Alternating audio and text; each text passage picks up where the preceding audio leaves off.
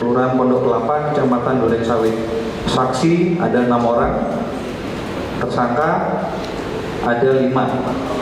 Yang pertama saudara Salimah S.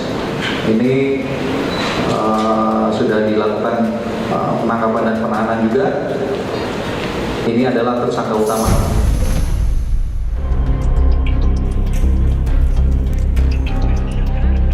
Praktik aborsi ilegal kembali jadi sorotan.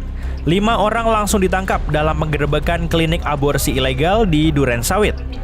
Praktik ilegal yang sudah berjalan selama 1 tahun ini menggait korbannya dengan beriklan secara online. Komplotan pelaku saling berbagi peran, mulai dari menghubungi pasien, menjemput, hingga melakukan praktik aborsi. Lalu pasien dijemput menggunakan mobil, dibawa ke tempat praktek. Sampai di tempat praktek, pasien dilakukan pemeriksaan melakukan USG untuk mengetahui janin yang ada di dalam kandungan. Nah, kemudian pasien dilakukan aborsi dengan cara dilakukan vakum. Dalam sehari, komplotan ini bisa meraup untung hingga puluhan juta rupiah. Dan fakta yang mengejutkan, pelaku utama tidak memiliki keahlian medis. Tersangka hanya belajar secara otodidak lantaran pernah membantu seorang dokter.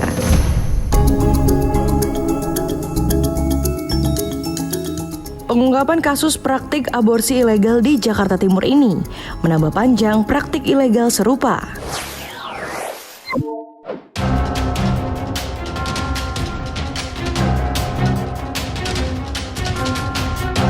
Oh, yang ditahui ya, adalah dokter gigi. Bawa dokter gigi.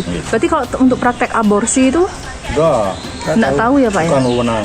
Oh, artinya Bapak tidak tahu? Tidak tahu sama sekali. Oh, yang Bapak ketahui bahwa memang dokter gigi. Dokter gigi.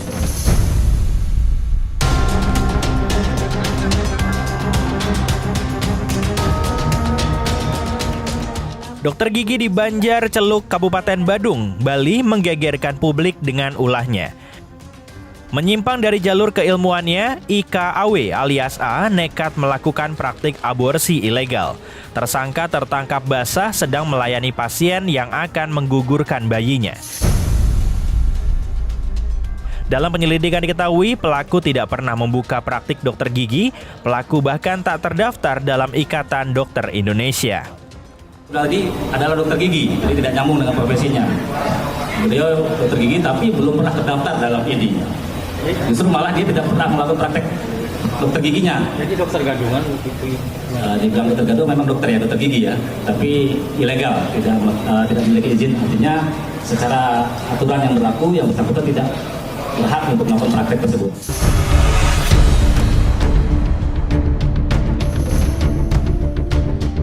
Sejak membuka praktik di tahun 2020, tersangka telah melayani lebih dari 1.300 pasien. Ini diketahui dari catatan di kliniknya. Tersangka juga merupakan residivis kasus yang sama. Pelaku pernah divonis 2,5 tahun penjara pada 2006 dan vonis 6 tahun penjara pada 2009 oleh Pengadilan Negeri Denpasar. Namun seolah tak jera dengan hukuman yang pernah dijalani. Untuk ketiga kalinya, tahun 2020 pelaku nekat membuka kembali praktik aborsi ilegal lagi.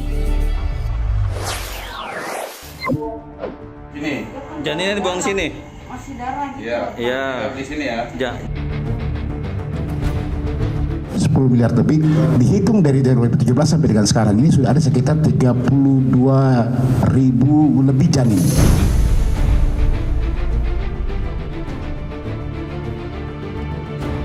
Sejak berdiri tahun 2017, klinik aborsi ilegal di Jakarta Pusat ini telah menggugurkan 32.000 janin dan mengeruk keuntungan hingga 10 miliar rupiah. Kalau kita hitung total dari 2017 yang ada, kita kalikan 6 hari per 5 kali 5. Ya, kemudian kalau kita mau hitung berapa sudah keuntungan yang diraup, itu ada sekitar 10 miliar lebih.